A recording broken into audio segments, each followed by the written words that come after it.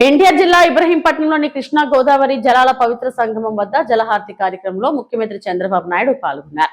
సాంప్రదాయ దుస్తుల్లో కృష్ణవేణి గోదావరి నదుల సంగమ ప్రాంతంలో ప్రత్యేక పూజలు నిర్వహించి జలాలకు పుష్పమాల, వస్త్రాలు, పసుపు, కుంకుమ సమర్పించారు. కృష్ణా గోదావరి పవిత్ర సంగమం వద్ద జలహారతి ఇచ్చారు. ఆపై ప్రముఖ ఇంజనీర్ కేఎల్ రావు 124వ జయంతి సందర్భంగా ఆయన చిత్రపటానికి పూలమాల వేసి నివాళులు అర్పించారు. అనంతరం అక్కడ ఏర్పాటు చేసిన కార్యక్రమంలో సీఎం మాట్లాడారు.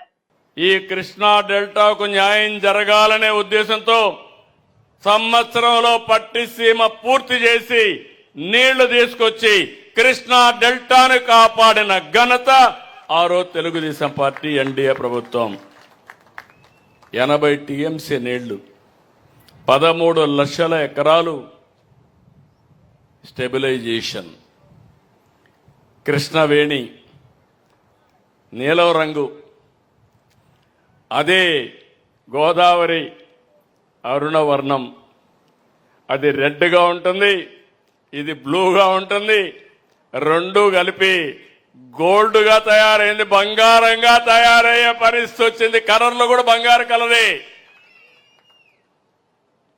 ఈరోజు గోదావరి ఎప్పుడు కూడా అన్ని అడవుల నుంచి మొత్తం పారుతూ వస్తుంది.